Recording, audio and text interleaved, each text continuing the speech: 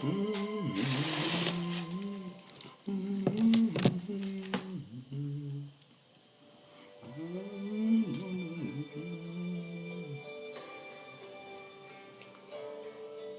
le Seigneur vous bénisse et que sa grâce repose sur vous.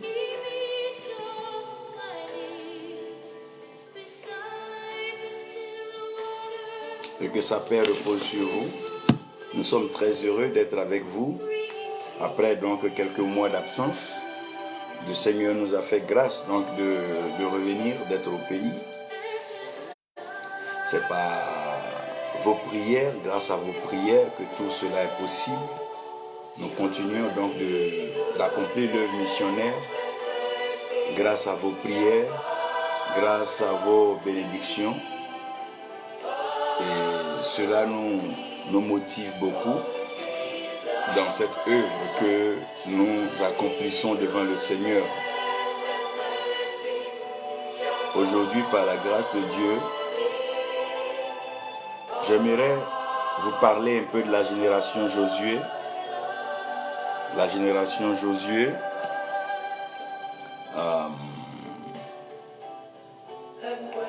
et dans cette génération Josué, j'aimerais que vous compreniez le mystère de la transformation, parce que le mystère de la transformation va nous aider à la génération actuelle où nous vivons, vu les défis et les challenges de cette génération. J'aimerais que vous sachiez avant tout que l'amour produit toujours la transformation, et la transformation surtout des vies. Une vie transformée est une vie bénie, est une vie qui peut inspirer plusieurs. Nous bénissons le Seigneur pour Landry Kofi, Gisèle Pobi, God bless you, great woman, Lévi Mathieu Kofi, et le révérend Gaiway Frank Arthur, que Dieu vous bénisse. Révérend Okubo, que la grâce de Dieu repose sur vous. C'est un plaisir donc pour nous de vous avoir aujourd'hui pendant que nous partageons ce message. J'aimerais donc parler de la génération Josué en expliquant deux choses fondamentales. Prophète Brice So, Abraham, que la grâce de Dieu repose sur vous. J'aimerais dans un premier temps vous expliquer le mystère de l'homme naturel. L'homme naturel se réfère à lui, il compte sur lui et tire donc ses forces et sa source de lui-même. Il y a l'homme mystique ou l'homme changé. Celui-ci tire donc ses forces, ses pouvoirs et sa source de la création, la nature. Donc la forêt, les eaux, tout ce que vous pouvez comprendre. Et l'homme transformé est un homme qui dépend pleinement et qui tire sa source de Dieu. Et dans le développement de ce message, j'aimerais vous prêcher lorsque Osée devient Josué. Et lorsque Osée devient Josué, la mission d'Osée ne sera pas la mission de Josué. Et nous aurons des textes bibliques bien sûr pour soutenir, donc servir de fondement. Et après ça, je pense que librement, comme l'Esprit nous permettra, nous pourrons développer et nous pourrons donc apporter plus d'éléments pour soutenir bien sûr cette pensée. Je suis touché par l'histoire de Josué personnellement à cause du parcours de Josué qui n'est pas un parvenu et qui ne sort donc de nulle part, mais il est quelqu'un donc qui est né bien sûr d'une famille donc d'Éphraïm, et il va être donc nommé par sa famille et par sa maison, on va l'appeler Osée, donc Osée le fils de Nun. Et Osée le fils de Nun avait une mission et il a été même associé aux 12 qui sont allés prospecter, espionner, sinon explorer la terre promise. Et après cette terre promise, Moïse va se retrouver en train de les appeler. Et au moment où Moïse va appeler, souvenez-vous que Moïse est homme de Dieu, Moïse est prophète, Moïse est envoyé de Dieu. Donc Moïse, en l'appelant, ne l'appellera pas Osée, fils de Nun. Mais Moïse va l'appeler Josué, fils de Nun. Donc le fils de Nun qui est Osée est maintenant devenu Josué. Ça va nous permettre quand même de parler là.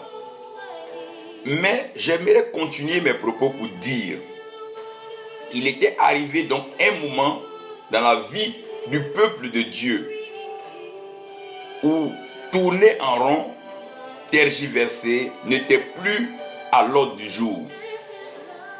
Le peuple était fatigué du désert, le peuple était fatigué du statu quo, le peuple était fatigué de la stagnation, la malédiction qui se laissait voir. Et le peuple avait besoin de faire un pas en avant pour aller posséder la promesse de Dieu. Vous savez, dans la vie chrétienne, ce n'est pas le fait d'accumuler des biens, des trésors. Non. Ce n'est pas ce qui rend vraiment heureux dans la vie d'un enfant de Dieu. C'est comme un élève. Ce n'est pas le fait même que les parents aient payé toutes tes fournitures ou que tu sois inscrit dans les meilleures écoles. Ce n'est pas cela qui fait la joie d'un élève. Mais c'est de savoir qu'à un devoir, il a pu tirer son épingle du jeu, reproduire ce qu'il a appris et il sent un progrès dans son cursus et dans sa carrière. Quand l'élève qui est au CP1 s'en va au CP2, il est aussi heureux que celui qui a eu le bac qui va à l'université, qui est aussi heureux comme celui donc qui vient de soutenir sa thèse. Parce que la vie est une question de progrès, est une question d'avancer, est une question de percer. Parce que nous allons vers un objectif qui est la perfection. Donc nous ne perdons pas de vue ce pourquoi Dieu nous a créés. Donc en allant vers la perfection, nous allons avec ce que le Seigneur dispose pour nous. Et puisque le peuple était fatigué, il fallait entrer dans la terre promise. Nous ne sommes pas sur la terre pour faire ce que les autres pensent et les gens pensent. Mais nous sommes sur la terre pour accomplir la volonté de Dieu. Il y a une promesse, il y a une parole qui est partie au-devant de nous. Et c'est pour cette parole-là que nous nous battons. C'est pour cette parole-là que nous persévérons. C'est pour cette parole-là que nous nous privons. C'est pour cette parole que nous gardons la tête haute. C'est pour cette parole que nous restons dans la joie. Nous demeurons fermes et nous savons que certainement celui qui a parlé est fidèle. Et il emmènera donc sa parole à exécution et à accomplissement. Donc, Josué va arriver à un moment donc, de sa bataille. Et Josué va s'en prendre à la surprise générale. Il va s'en prendre au soleil et à la lune. Oh mon Dieu! Josué est en train de combattre des ennemis, des hommes comme lui. Et Josué a besoin de les vaincre pour entrer dans la partie, dans ce que Dieu lui a promis. Mais Josué se rend compte que si le combat reste à cette dimension, au niveau terrestre, si on reste d'homme à homme, d'âme à âme, de groupement à groupement, de mouvement à mouvement, on risque de s'entre-détruire sans toutefois avancer. Donc Josué va changer le niveau du combat, il va changer le standard et il va changer même de cadre de combat. Il va laisser carrément la terre comme pour se souvenir de ce que Moïse faisait en son temps. Quand il y avait la bagarre, il y avait la bataille dans la vallée, Moïse n'entrait pas dans la vallée, mais il allait au sommet de la montagne. Et depuis le sommet de la montagne, il levait les mains vers l'Éternel. Celui-là qui est le Dieu éternel, qui est l'Éternel des armées, c'est lui qui est toujours vainqueur, qui de combat en combat, de bataille en bataille, reste invaincu, car il est le Dieu éternel. Il est le Dieu souverain, il est le Dieu suprême. Donc, Josué va s'en prendre au soleil et à la lune. Oh my God. Josué va s'en prendre au soleil et à la lune. Olivier Lolier, que Dieu te bénisse. Kessie Koba, que Dieu te bénisse. Éloge Bernard, que la grâce de Dieu repose sur vous. Nous allons prendre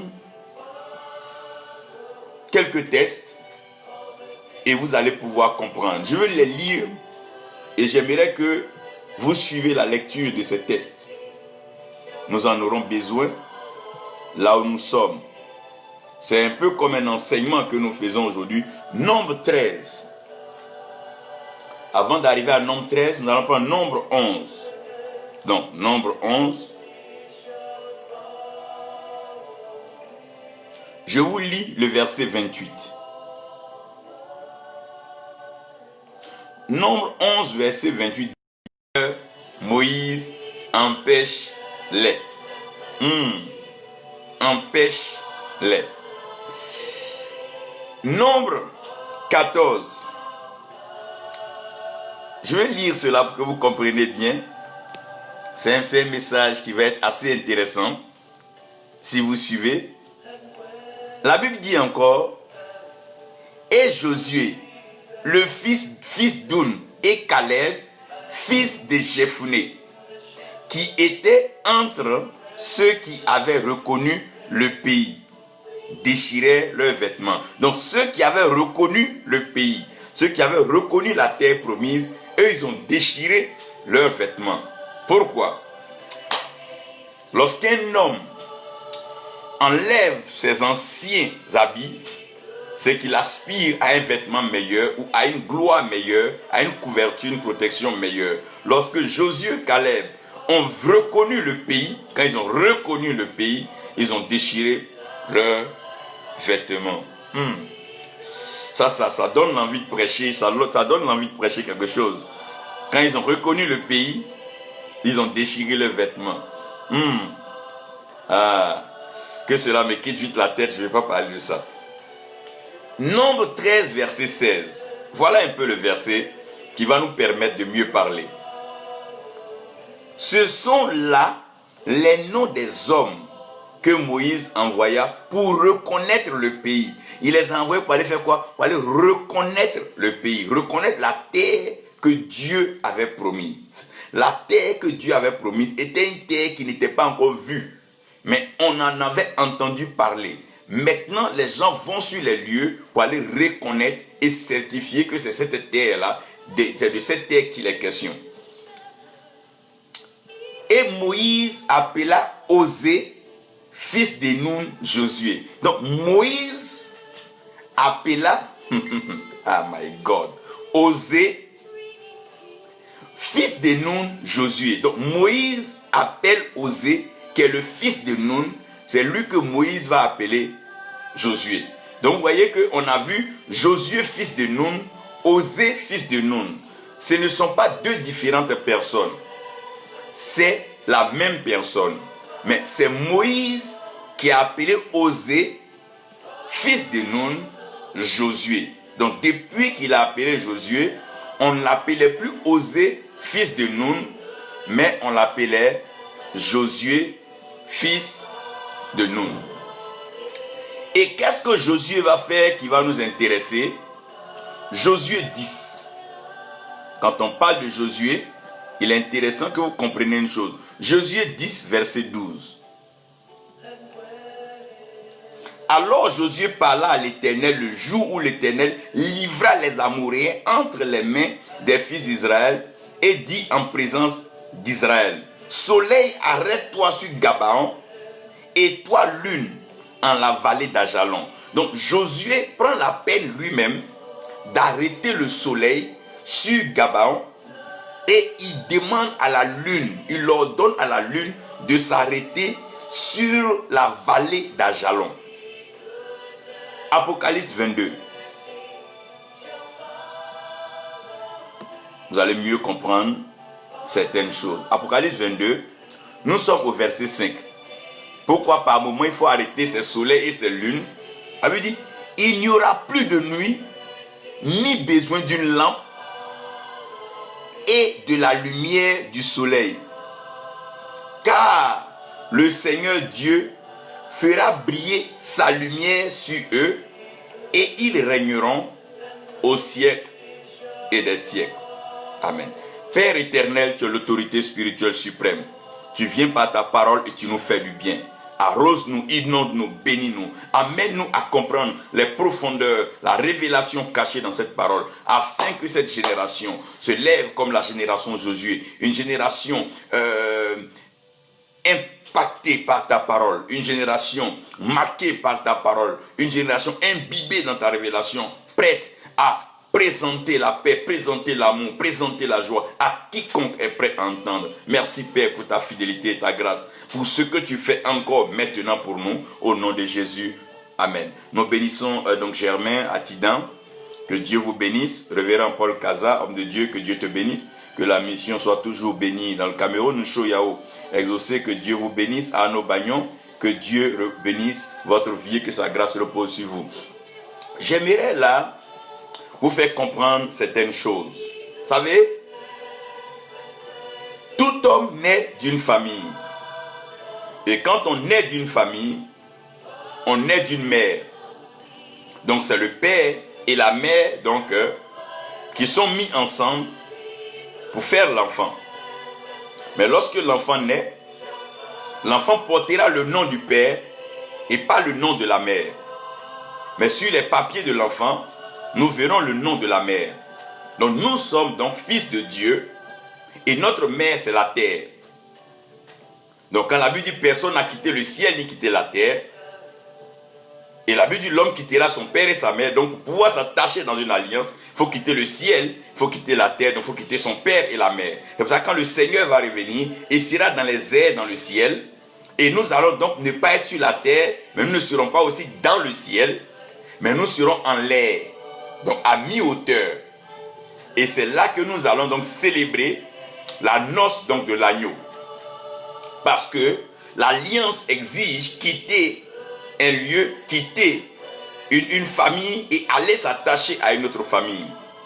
Donc Dieu est en train d'expliquer que personne n'a quitté son père ni quitté sa mère, alors que le Seigneur Jésus, en quittant le ciel pour venir, il a quitté son père, et en quittant la terre pour remonter vers le ciel, il a quitté sa mère. C'est en cela qu'il pouvait dire à la croix, Jean, voici ta mère, et mère, femme, voilà ton fils. Donc il se désengage et il monte vers le ciel. Donc c'est lui qui a quitté le ciel et qui a quitté la terre.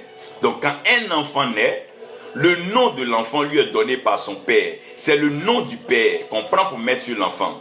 Mais quand nous naissons sur la terre, très souvent, les noms que nous avons sont des noms donnés par la terre.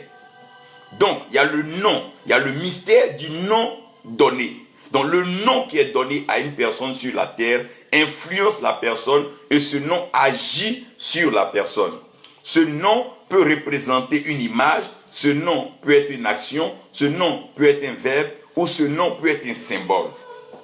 Vous allez voir quelqu'un qui décide de s'appeler par exemple dollar, quelqu'un qui décide de s'appeler par exemple lune, qui décide de s'appeler étoile. En fonction du nom que tu portes, il y aura une influence sur ta vie. Donc Osée, fils de Nun. Osée veut dire salut.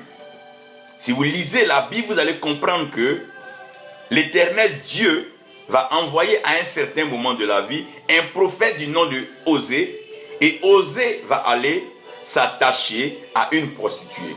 Quand on parle de Osée, on parle du salut. Quand on parle de salut, on parle d'une grâce manifestée à quiconque. Comme la prostituée qui ne prendra pas le temps de savoir si tu es beau, tu es grand ou qui que tu sois. Pourvu que tu aies les moyens, la prostituée se donne à toi. C'est un peu cela le salut. Le salut est donc le don gratuit de Dieu qui est manifesté. Donc quiconque a la foi. Donc nous sommes sauvés par grâce. Donc le mot qui est grâce, c'est le mot qui est gracious, c'est ce même mot qui est promiscuous, qui veut dire quelque chose qui est donné librement. Donc la grâce, personne ne mérite la grâce, personne ne mérite plus la grâce que l'autre. Aucune nation n'a plus de grâce qu'une autre, aucune nation n'est plus élevée devant Dieu qu'une autre. Non, la grâce, elle est universelle, elle vient de Dieu. Mais le salut qui vient vers les hommes, ce salut doit être reçu par la foi. Donc s'il n'y a pas de foi, il est difficile de pouvoir entrer donc dans la dimension du salut. En ce moment, le salut devient un slogan, le salut devient une parole en l'air, le salut devient un mot, mais sans valeur, sans effet. C'est comme aujourd'hui, nous parlons de salut sans sauveur. Comment est-ce qu'on peut parler de miséricorde sans Messie? Non. Comment est-ce que nous pouvons parler de perfection sans le parfait? Ça, c'est des rêves et c'est des utopies. Comment est-ce que le salut peut être manifesté sans le sauveur? Aujourd'hui, les gens veulent nous présenter le salut sans sauveur. Ce n'est pas vrai. On veut nous présenter les voyages, on veut nous présenter le mariage, on veut nous présenter des bâtiments bâtis, on veut nous présenter des richesses en banque, on veut nous présenter tout. Non, ne nous présentez pas de grâce le salut sans le sauveur. Ne faites pas cette erreur de nous présenter une vie comblée sans celui qui comble. Évitez de nous présenter une vision sans la provision. Évitez de grâce de nous prêcher un salut sans le sauveur. Évitez de nous parler de vos mouvements, vos réseaux, vos groupes et vos clubs. Évitez de nous parler de vos partis, vos rassemblements sans nous présenter donc le sauveur. De grâce, évitez de nous parler donc de développement sans nous montrer le facteur qui développe la création humaine. C'est de l'utopie, c'est des rêves et c'est des illusions. Évitez là même de nous parler de salut sans sauveur. J'ai peur des gens qui parlent de Dieu sans avoir l'amour dans leur cœur. J'ai peur des gens qui parlent de Dieu sans présenter Jésus-Christ comme Seigneur et Sauveur. J'ai peur de ceux qui parlent de puissance, de magie, de miracles, ça et là, sans nous présenter le Sauveur. De grâce, oser veut dire salut, mais le salut, ne vient pas par toute personne. C'est pas tout le monde qui peut te sauver. C'est pas tout le monde qui peut te faire du bien. C'est pas tout le monde qui peut t'amener à une dimension meilleure. C'est pas toute personne qui parle qui peut t'édifier. C'est pas toute personne qui met la main sur ta tête qui t'élève, mon Dieu. Il y en a même qui t'appuient et qui t'enfoncent. Faisons attention. Le nom qui est donné, c'est oser. Oser veut dire salut. Mais que sera le salut sans la grâce? Que ferons-nous du salut sans la foi? Qui va être sauvé s'il n'y a pas de foi? Il est question que nous partons revoir ce mystère fondamental qui est le salut. Il faut que quelqu'un prenne la peine de nous parler du salut. Please don't talk to me about salvation without introducing me the Savior. Without Savior, we cannot have salvation. Preach me that gospel. Don't talk to me about grace without presenting me faith, because we are saved by grace through faith. My God, show me this. Rendez-moi cela complet. Ne me mettez pas le salut à part comme étant un morceau qui existe quelque part. Non, non. Ne me présentez pas la prospérité à part comme étant un morceau à part. Ne me présentez pas la réussite, le bien conjugal à part comme étant un morceau à part. Ne me présentez pas l'élévation matérielle financière comme étant un bien à part. Tout est en lui, tout est pour lui. Ne me présentez pas le salut sans me parler du Sauveur. De grâce, ne me dites pas que vous allez me faire du bien si vous n'êtes pas prêt à me présenter Christ. De grâce, épargnez-moi vos doctrines, vos religions, vos histoires d'hommes. Et de grâce, épargnez-moi vos pensées. Ne me parlez pas de salut sans me parler du Sauveur. Ça serait comme une prospérité sans bonheur. Les gens amassent les richesses, accumulent les richesses, les trésors sur la terre. Mais la vie est encore maigre et malheureuse. Les gens souffrent et les gens sont malheureux. Les peuples sont démunis. Les orphelins sont abandonnés. La veuve, elle ne sait même plus à quelle sort se vouer. Les prisons ne sont plus visitées. Les gens sont entassés. Les gens meurent. Les gens sont martyrisés et les gens souffrent. Évitez de me parler de prospérité sans bonheur. S'il vous plaît, évitez aussi de me parler des rassemblements sans paix. À quoi sert à des hommes de se rassembler s'ils ne peuvent pas pacifier, s'ils ne peuvent pas s'entendre, discuter, s'asseoir, se réconcilier, s'entraimer? À quoi sert donc aux hommes de pouvoir se mettre ensemble s'ils ne peuvent pas bâtir ensemble, s'unir et savoir que ce qui les lie est plus important que ce qui les sépare? Oui, c'est comme une prospérité sans le Sauveur est un malheur. Un trésor sans le Sauveur est un malheur. Oh mon Dieu, un rassemblement sans Sauveur ne donnera pas de paix. C'est comme le vent sans la pluie. Ou quand les nuages sont entassés quelque part, quand on sent le vent frais, on commence à dire la pluie arrive. Mais c'est dommage de voir que ce vent vient balayer ces nuages qui nous donnent espoir. Évitez par vos discours, vos philosophies, vos formes de pensée. Arrêtez de nous voler cet espoir que nous avons eu depuis tout petit, cette paix, cette joie, ce bonheur dont nous ne voulons pas nous en séparer. Nous savons que notre Dieu qui nous a créés, qui nous a envoyés sur la terre, nous a promis un bonheur glorieux, un bonheur grand, un bonheur merveilleux. merveilleux que personne ne saura donc arrêter. Nous vivrons le bonheur, nos enfants vivront le bonheur. Il y a une génération qui est la génération Josué qui n'est pas prête à observer mais qui veut s'adresser à Dieu, élever la voix pour dire Père, nous voici, intervient en notre faveur, car il ne s'agit pas seulement de nous mais de nos enfants et nos petits-enfants. Tu as promis le bonheur, tu as promis ce temps glorieux, ce temps merveilleux que la Bible raconte. Lorsque je me mets à lire l'Apocalypse, à un moment je commence à dormir. Père, quand tu présentes ce royaume glorieux, ce royaume de plénitude, ce royaume comblé, ce royaume saturé de plaisir, de joie, de bonheur, de révélation, de connaissance, ce royaume mystérieux, je dis, oh mon Dieu, j'y vais, je vais y aller. Qui veut manquer cela? De grâce, ne me parlez pas du salut sans sauveur. De grâce, ne me montrez pas une Bible sans l'esprit qu'il a écrit. Ne me donnez pas la lettre sans l'esprit. Non, non, non, ne me donnez pas de puissance sans amour. Ne me donnez pas de parler en langue sans amour. Ne me montrez pas de miracle sans amour. Arrêtez tous ces scénarios. Car Paul dit, si nous faisons toutes ces choses, que nous n'avons pas l'amour, nous sommes comme une cymbale vide qui retentit. Oh mon Dieu, je pense que nous devons pouvoir revoir les choses. Oser veut dire salut. Oser veut dire salut. Mais oser ne suffit pas. Oser ne suffit pas. Le salut en lui-même ne suffit pas s'il n'y a pas de sauveur. Non, non, non, non, non, non, non, non, non. Non, la transformation en elle-même n'existe pas s'il n'y a personne pour transformer. Non, non, non. Évitez de me dire ces choses. Évitons de tromper la génération. Évitons de faire rêver les enfants, les fils de Dieu. Évitons de grâce. Évitons de grâce. Quel est ce salut que nous ne voyons pas? On parle tous les jours et les hommes n'ont pas changé, les vies n'ont pas changé, les hommes sont plus desséchés qu'avant, ils perdent espoir tous les jours, des suicides, ça et là. Dans l'église, les gens perdent l'espoir, dans le temple, les gens perdent espoir, les enfants ne savent plus à quel sort se vouer et même les gens sortent du temple pour aller se référer maintenant à des magiciens, à des praticiens dans le monde. Pourquoi? Parce qu'on leur a parlé d'un salut sans leur parler du sauveur, parce qu'on leur a parlé d'une puissance sans leur présenter le tout-puissant. Oh mon Dieu, parce qu'on leur a parlé d'un vin sans leur présenter le vigneron. Parce qu'on leur a parlé d'un pain sans leur parler du boulanger qui siège dans le ciel. Oui, parce qu'on leur a parlé d'une guérison sans leur parler de celui qui guérit. Non, non, non, parce qu'on leur a parlé de la protection sans leur présenter Jéhovah notre bannière. Oui, parce qu'on leur a présenté à la provision sans leur présenter Jéhovah Jireh, qui est le Dieu qui pourvoira. On leur a parlé des mots sans leur présenter la personne. La parole a été faite chair. Il est temps de manifester cette parole. Tu me parles de salut, mais qui sauve? Je veux savoir qui sauve. Non, non, non, arrête de me parler de l'infirmerie. C'est pas l'infirmerie qui m'intéresse, c'est l'infirmier que je cherche. Arrête de me parler du CHU, mais où est le médecin, où est le docteur? Arrêtez ces choses-là. Les gens meurent. Osez, fils de Nun.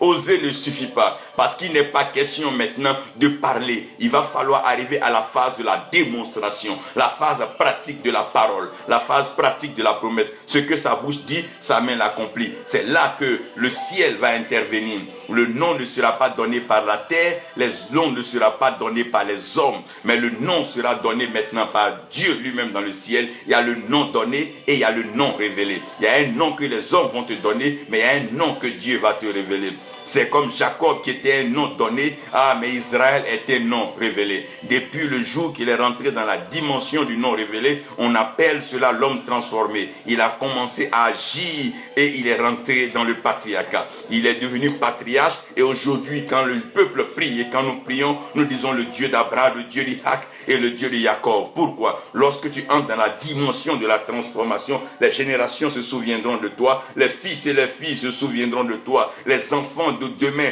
parleront de toi, parce que celui qui est transformé apporte la transformation. Mais celui qui n'a pas connu de transformation ne fait que dégrader et blesser, détruire et tuer. Ah my God! Mais la transformation rend la vie meilleure et la transformation rend la vie assez précieuse et assez délicate. Alors nous devons sortir de la dimension des noms donnés. Comment est-ce que les gens t'appellent? Je m'en fous et ça ne m'intéresse pas. Comment est-ce que ta mère, ton père t'ont appelé? Comment tes frères, tes cousins t'ont appelé? Je parle d'un nom révélé. La Bible dit, heureux ceux qui recherchent la paix, car ils seront appelés fils de Dieu. Le nom qu'on leur donnera, c'est le nom de fils de Dieu. Tu dois être un partisan, un acteur de la paix. Quelqu'un qui doit être prêt à prêcher la paix, à véhiculer la paix, partager la paix et l'amour de Dieu. La Bible dit, heureux les cœurs purs, car ils verront Dieu. Ou quand on parle de cœur pur, on parle de l'amour. La pureté du cœur, c'est ne pas devoir si ce n'est que l'amour. C'est ça qu'on parle, on appelle la pureté du cœur. Il y a un nom révélé pour chaque enfant de Dieu. Les enfants de Dieu ont un nom révélé. Tu as un nom révélé. Regardez même, lorsque le Seigneur devait naître, my God, Esaïe a dit par la prophétie qu'on appellera l'enfant Emmanuel. Mais lorsque l'enfant devait naître, Dieu a dépêché Gabriel,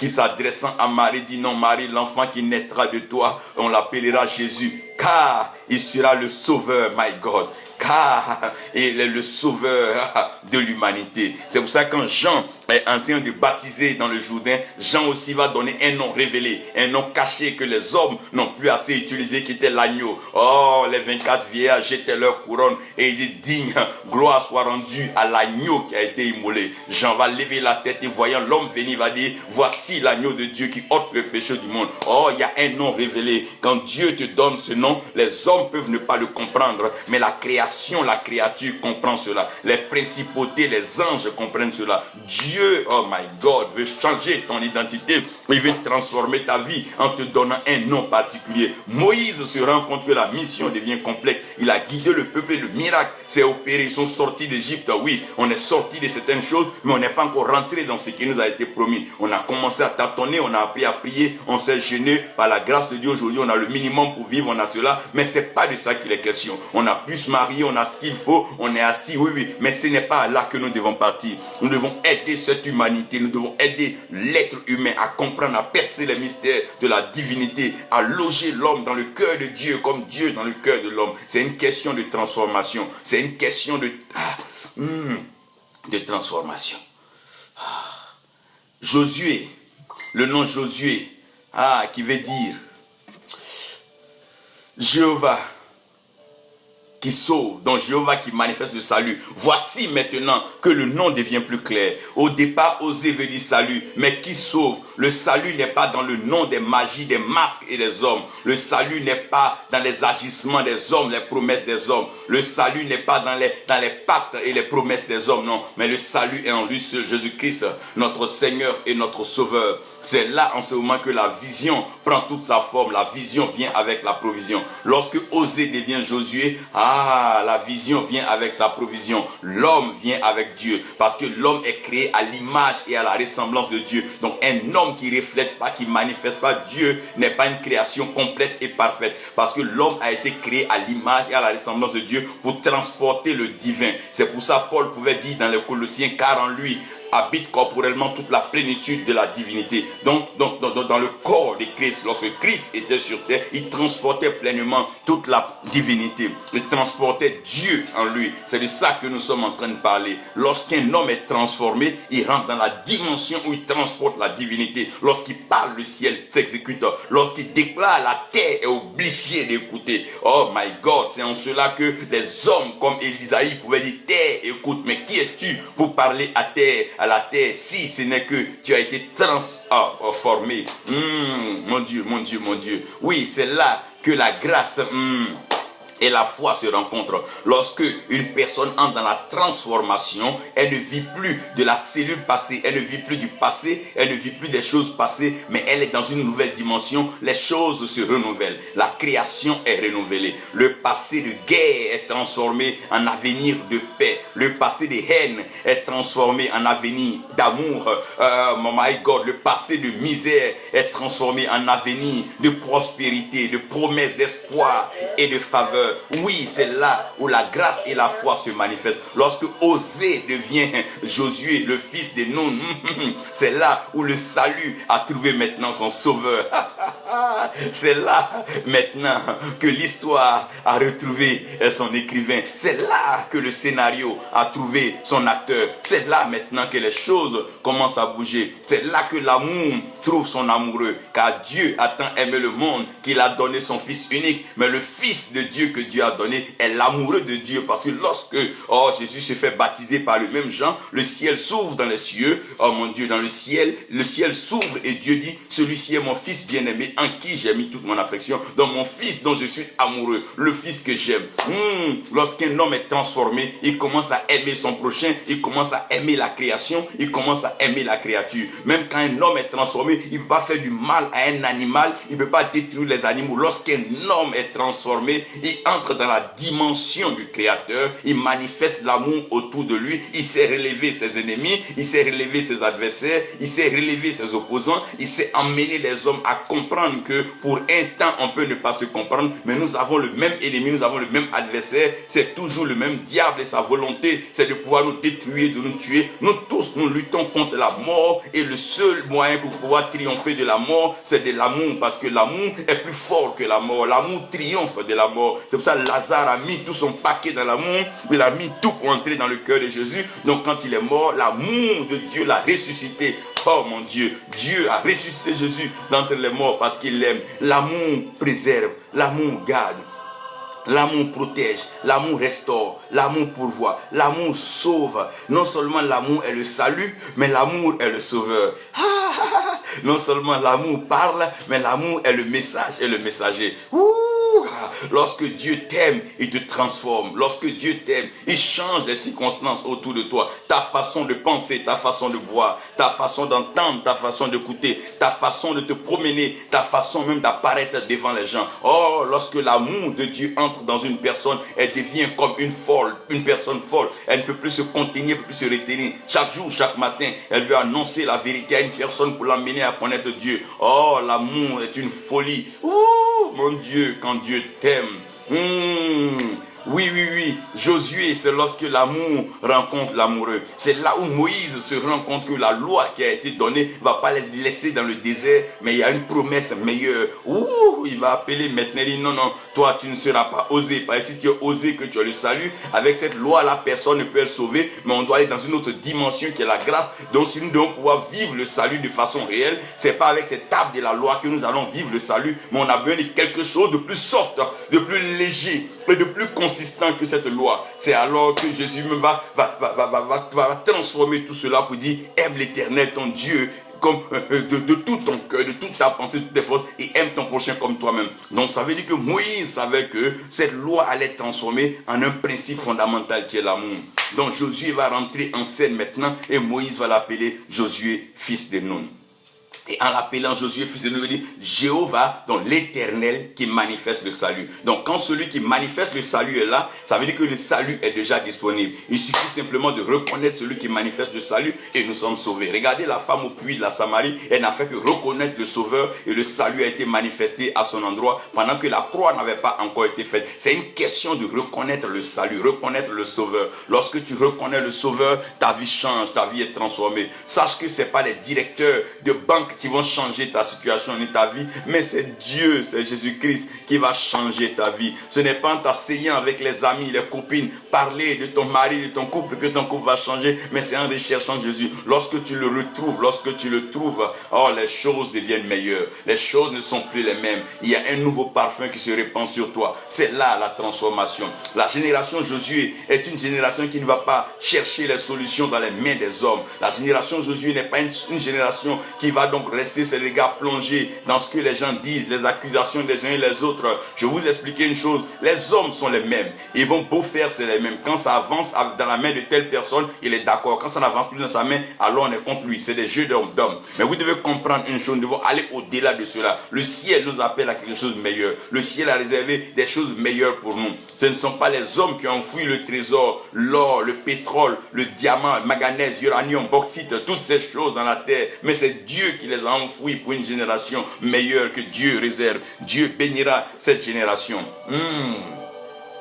Le mystère du non révélé, le vrai non révélé se retrouve dans l'amour. C'est l'amour qui révèle l'intimité, c'est l'amour qui révèle les choses cachées. Jésus-Christ n'a pas apporté de révélation à Matthieu, à Jacques, à Pierre. Il n'a pas apporté la révélation à Luc et à aucun d'eux. Mais Jean est l'apôtre, le disciple qu'il aimait. Donc quand Jean était retrouvé isolé, quelque part, oublié sur l'île de Patmos, dans sa solitude, oh mon Dieu, il n'y a rien de tel dans l'amour quand vous êtes seul, quand deux amoureux se retrouvent seuls quelque part, loin du bruit des enfants, loin du jeu du quartier, loin de toute cette cacophonie.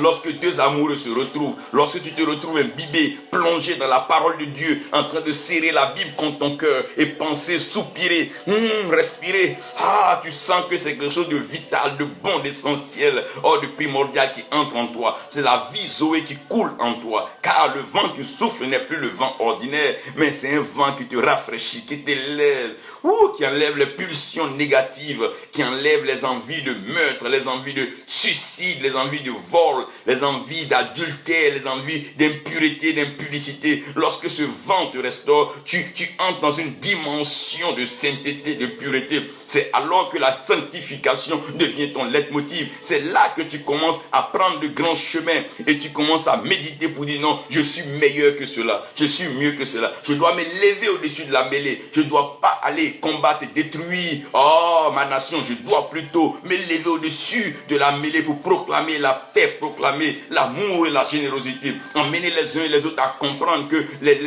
coups là, les machettes et les armes ne nous arrangent pas, parce qu'un homme transformé vit de la révélation. La révélation, c'est ce qui vient de Dieu, mais ce n'est pas ce que les autres ont fait et ce que les autres veulent faire. Même si les gens vont te dire fais ceci, laisse Dieu t'éclairer, laisse Dieu t'envoyer, laisse Dieu te bénir. La génération Josué. La génération Josué aura un problème avec les lumières et les manifestations. Toute génération a ce qu'on appelle des éclaireurs. Et les éclaireurs ont leur éclat et ont leur illumination. Quand vous allez dans un établissement, vous êtes directement façonné, sinon vous êtes fasciné par certaines personnes qui ont battu des records dans cet établissement. Quand tu vas au lycée scientifique, il y a des hommes qui ont battu des records en mathématiques, en physique. Dès que tu entres, vraiment, tu as l'envie de les connaître. Quand tu rentres dans un livre de sciences, tu es tout de suite touché par la pensée, l'intelligence de Thalès, de Pythagore, de Einstein, pour ne citer que cela. Quand tu regardes un peu plus loin, quand tu vas voir les choses comme Ampère, tu seras touché tout à l'heure par ces gens-là. Tu vas te dire, mais tiens, ces gens sont merveilleux.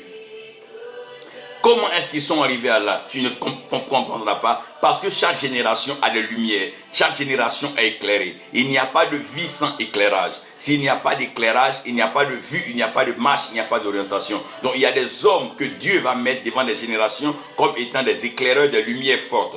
Chacune de ces personnes aura son aura. Certaines personnes auront un aura relationnel, un aura économique, un aura paternel, un aura amical, un aura royal. Chacun aura son aura, mais tout cela sont des lumières. Et chacune de ces lumières a son droit de briller et chacune de ces lumières a son droit d'éclairer. On ne peut pas destituer un roi, un chef. Non, un roi doit éclairer, un roi doit pouvoir illuminer. Il doit être un modèle, un exemple. Comme Moïse, Josué ne pouvait en aucun cas déstabiliser ou détruire Moïse. C'est dommage aujourd'hui que dans le temple et dans l'église, des fils veulent renverser des pères pour devenir pères et des pères veulent aussi étouffer des fils pour continuer à vivre. Non, nous avons besoin de comprendre que c'est les deux mains qui se lavent, c'est l'esprit des pères avec l'esprit des fils qui prépare l'avenir. Car l'héritage sans l'héritier n'est qu'un trésor caché, gardé et qui ne servira à rien.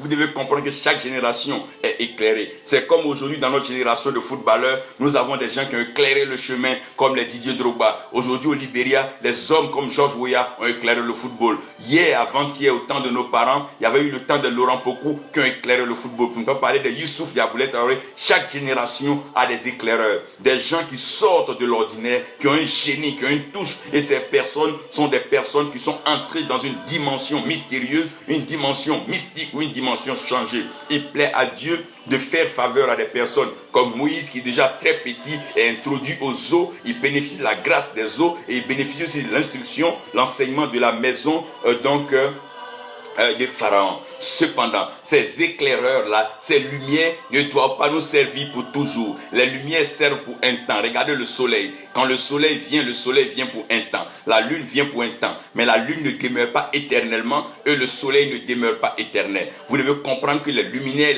que Dieu a placé les luminaires et les lumières pour des temps bien précis. Écoutez-moi bien. Lorsque Dieu va placer les luminaires, allons-y voir un peu dans Genèse 1, verset 14. Dieu va placer les luminaires dans le ciel. Mais avant de placer les luminaires dans le ciel, permettez-moi de vous dire qu'en Genèse déjà 1 verset 2, Dieu a dit que la lumière soit. Ça veut dire et la lumière fut. Cette lumière qui fut, nous ne l'avons pas vue.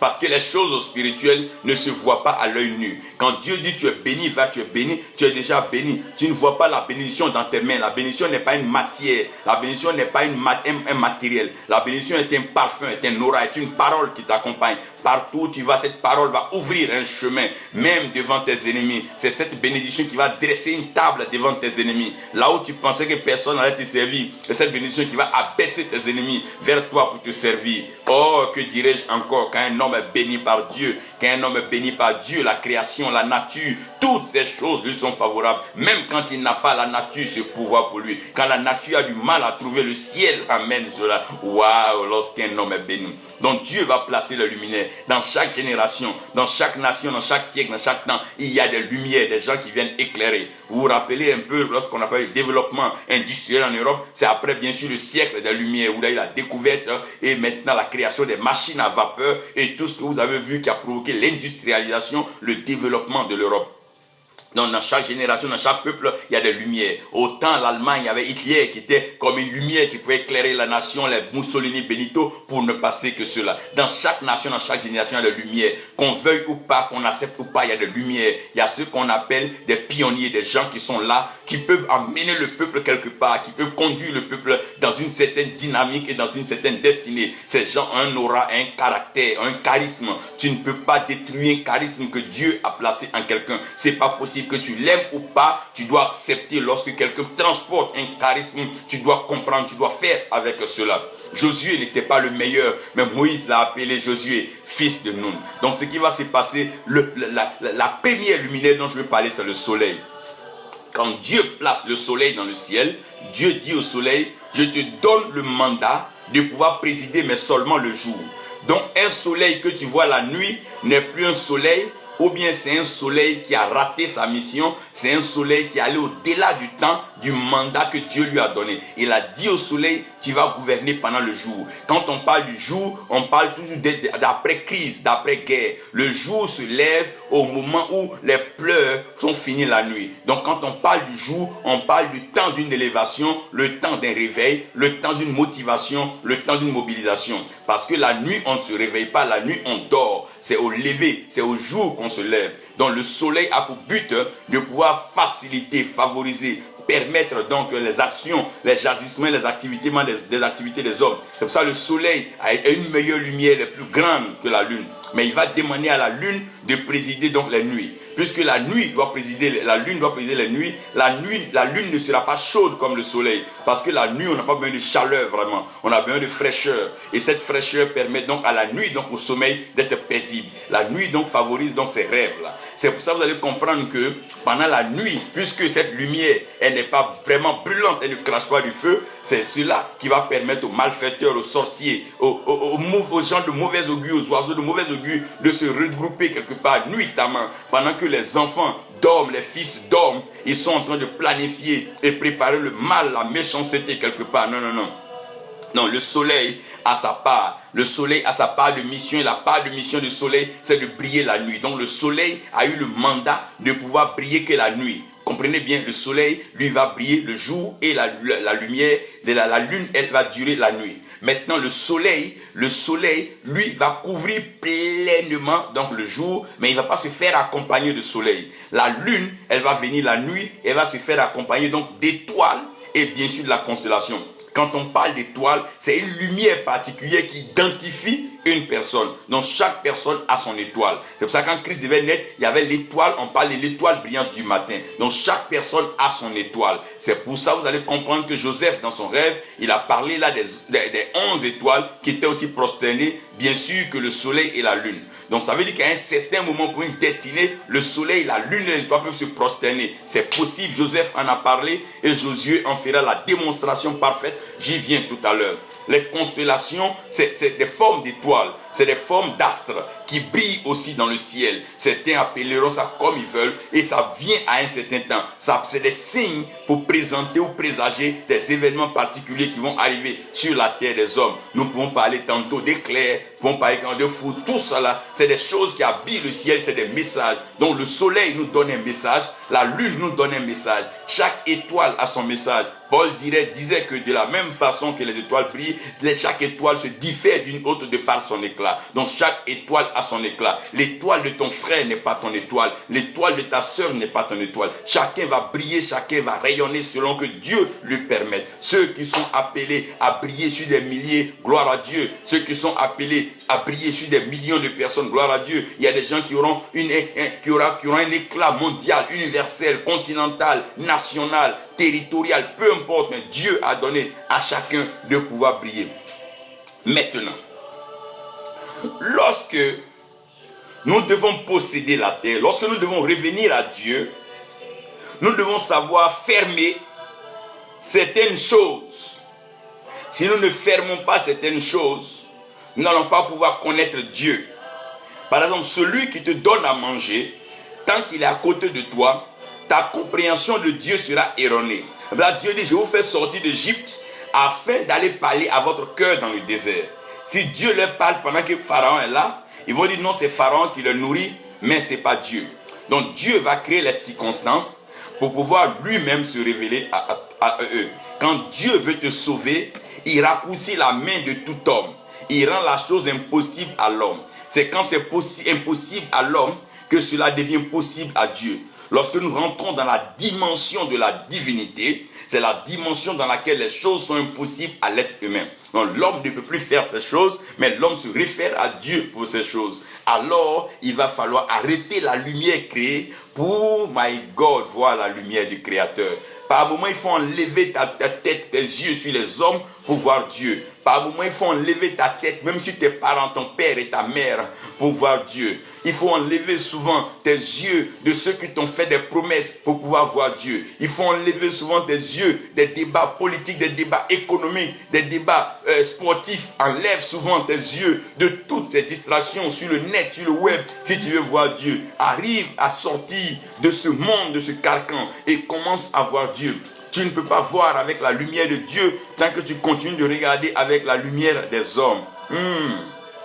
Il arrivera un temps où la génération Josué commencera à approcher le Dieu avec la révélation de la parole de Dieu sur Jésus. On ne dira pas qu'il y avait tel grand homme, on ne dira pas qu'il y avait telle grande femme de Dieu, on ne va pas aller plus de ceci. Non, non, non, il n'était pas question. Lorsqu'il y avait le réveil à la Azusa Street, ils ne se sont pas référés à certaines personnes. Ils sont partis avec la révélation. Une révélation dans la bouche d'un enfant a plus de valeur qu'une vieille parole dans la bouche de quelqu'un qui a été là pendant longtemps. Nous avons besoin d'une révélation. Nous voulons connaître Dieu, nous voulons connaître Jésus, nous voulons entrer dans les profondeurs, nous voulons vivre la paix, nous voulons vivre le bonheur, l'amour, nous voulons connaître cette maîtrise de soi, nous voulons arriver à dominer sur la création, nous voulons arriver à prendre notre position d'héritier, de fils de roi, de prince. C'est de ça qu'il est question. Alors, il va falloir arrêter certaines lumières. Il va falloir arrêter certaines lumières. Non.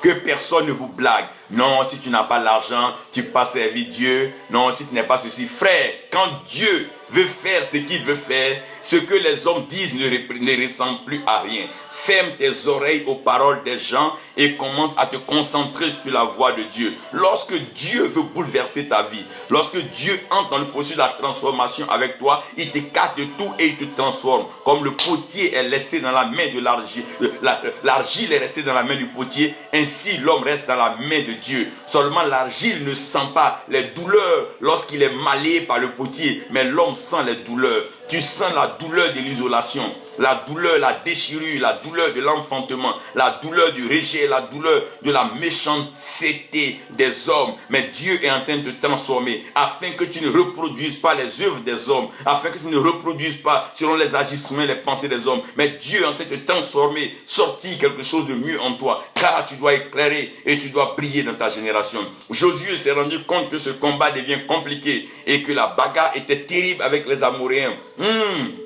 Le soleil vient et la lune aussi passe. Les jours passent et le combat se ressemble. Les mêmes choses qui ont eu lieu hier reviennent aujourd'hui. Un peu comme Goliath qui tous les jours défiait le peuple pendant 39 jours. Les choses se faisaient de la même chose. Il y a eu un soir, il y a eu un matin, le jour est passé. On a vu le soleil faire son défilé. La lune faire son défilé, c'est passé. On a vu les étoiles, chacun venir grandir, vanter son nom, parler de son mérite. Et les mêmes choses continuent, mais nous sommes loin de la terre promise. Nous ne sommes pas encore près de Dieu. Où est-il? De plus en plus, la confusion devient grande dans le cœur et dans la tête de tout homme. On est prêt à parler de Dieu, faire de grands programmes. Mais si le Seigneur revenait aujourd'hui à l'aéroport, qui sera à mesure de le reconnaître? Serait-il grand? Serait-il clair? Serait-il rouge? Serait-il avec beaucoup de cheveux? Comment serait-il? Viendra-t-il avec une escorte, avec plusieurs voitures? Ou bien viendra-t-il avec des photos sur des posters? Comment est-ce qu'il reviendra? Il faut qu'on médite à cela. Sera-t-il vêtu de blanc? Comment sera-t-il? Sera-t-il escorté d'un groupe de musical avec des chantres? Avec qui viendra-t-il? Avec des vieillards pour se rendre encore plus sages? Que fera-t-il? Oh, cherchera-t-il à faire allégeance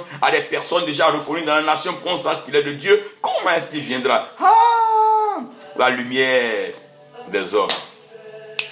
Josué dit, je commence à comprendre.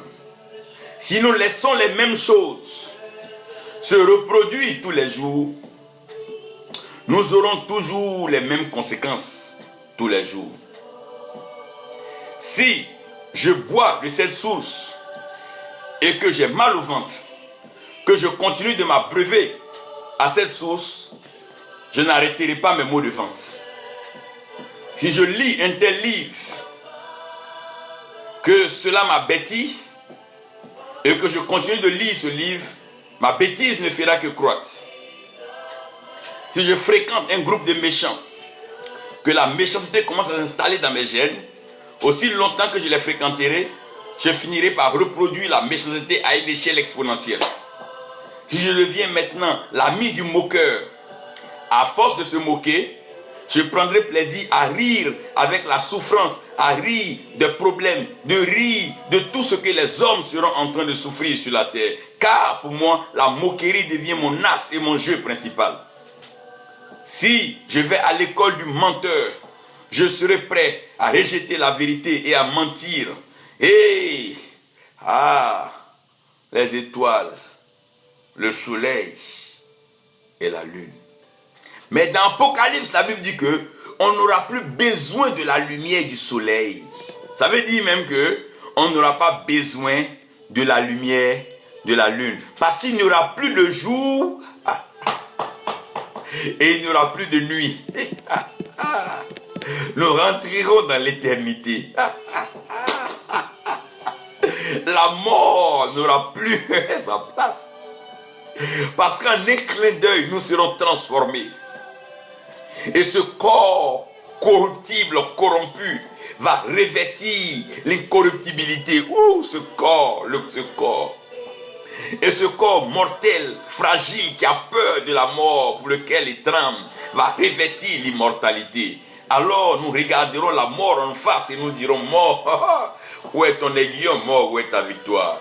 Parce qu'il n'y aura plus de jour, il n'y aura plus de nuit, il n'y aura plus de pleurs, il n'y aura plus de grincement de dents. Nous n'aurons plus besoin de la lumière du soleil et de la lumière de la lune. Nous n'aurons pas besoin de voir des étoiles, car la gloire de Dieu, la cabote, Adonai, la gloire de Dieu, la Shekinah, cette gloire de Dieu va éclairer. Le royaume va éclairer. Les fils ne chercheront pas à être illuminés, ne chercheront pas à être allumés. Non. Nous allons jouir de la lumière du Père. Donc Josué déjà veut anticiper la génération de Dieu. Celle qui anticipe le bonheur en plongeant le regard dans la sagesse. Et la Bible dit, cela est écrit dans le livre de Jachère. Ça c'est encore une belle partie à développer, mais on aura l'occasion. Josué va dire, soleil, C'est vrai. Tu nous fais du bien pendant le jour, mais arrête-toi là sur Gabaon. Arrête-toi à Gabaon. Ne va pas plus loin que Gabaon. Soleil de grâce, arrête-toi à Gabaon. Ne va pas plus loin que Gabaon. Arrête-toi à Gabaon, ça va nous plaire. On t'aime, Soleil, mais là, arrête-toi sur Gabaon. Arrête-toi sur Gabaon. Ne va pas au-delà de Gabaon, parce que... aïe, aïe, aïe. Le Dieu qui a créé le soleil veut se manifester. Le Dieu qui a créé l'humanité veut se glorifier. Le Dieu des cieux, le Dieu créateur de la terre veut se manifester. Alors soleil, arrête-toi sur Gabaon. Il va falloir que certains systèmes s'arrêtent, certains hommes s'arrêtent, certaines pensées s'arrêtent, certains courants philosophiques s'arrêtent pour que la destinée glorieuse que Dieu réserve à ses enfants jaillisse, mon Dieu. Il dit soleil, arrête-toi. Si Gabaon. Et il place des bornes au soleil. Soleil, arrête-toi sur Gabaon. Ta lumière, elle est bonne, mais nous voulons une lumière meilleure. Une lumière sans haine. Une lumière sans crime. Une lumière sans tache. Une lumière glorieuse. Une lumière d'amour. Une lumière paternelle comme la lumière de notre Dieu. Ah, mon Dieu, soleil. Arrête-toi sur Gabaon. Et lune, tu ne seras pas épargné. Lune, toi aussi, tu vas te suspendre dans la vallée d'Ajalon. Lune, tu vas te suspendre dans la vallée d'Ajalon. Soleil, toi, tu vas t'arrêter sur Gabaon. C'est alors que nous triompherons. C'est alors que nous rentrerons dans la terre promise. C'est alors que nous jouirons du bonheur que le Seigneur a pour nous. Il y a des choses qui doivent s'arrêter dans notre vie si nous devons voir la gloire de Dieu. Notre ego doit s'arrêter sur la montagne de l'humilité. Notre ego doit rencontrer l'humilité de Dieu. Et notre pensée doit être façonnée, transformée par la pensée du Christ. C'est alors que nous rentrerons dans la gloire de Dieu. La génération Josué est une génération bénie. Nous bénissons le Seigneur pour des hommes et des femmes de la génération Josué. Merci Seigneur pour ta grâce sur la vie de mon frère Ange Angama. Merci Seigneur pour ta grâce sur la vie de Guy Stéphane. Béni sois-tu Seigneur pour ta grâce sur la vie des uns et des autres. Oui, soleil, arrête-toi, arrête-toi, arrête-toi. Il est temps que nous sortons de la lumière des hommes. Très longtemps, nous avons été guidés, manipulés par les hommes. Il est temps d'entrer dans la lumière de Dieu. Que personne ne te manipule par son argent, par son temple, par son carnet d'adresse et par ses réseaux. Que personne ne te manipule par ça. Dieu va t'éclairer, my God. Dieu va t'éclairer. Dieu va t'éclairer la lumière de l'homme. Elle sera grande, la lumière divine. Le berger va t'introduire dans la présence, dans la grâce de Dieu. Où tu n'auras pas besoin de la lumière des hommes. Tu ne vas pas te référer aux hommes. Non, mais la lumière de Dieu. Le soleil s'arrêtera tôt ou tard. La lune aussi sera suspendue. Et la lumière de Dieu va briller. Dieu donnera une voix à ses enfants. Ses enfants prôneront l'amour, la joie et la paix. Ils prêcheront la vérité, car ils connaîtront la vérité et la vérité les affranchira. Lorsqu'il n'y a pas de vérité, la liberté, l'affranchissement est utopie et rêve. Sans sauveur, que serait le salut? Que Dieu transforme tous les osés en Josué. Que Dieu fortifie nos membres. Que Dieu nous donne de connaître sa vérité, de tremper dans sa vérité, de vivre dans son bonheur et de nous réjouir dans sa paix et dans sa grâce. Que Dieu bénisse chacun de vous et que sa paix repose sur vous. Au nom de Jésus. Amen.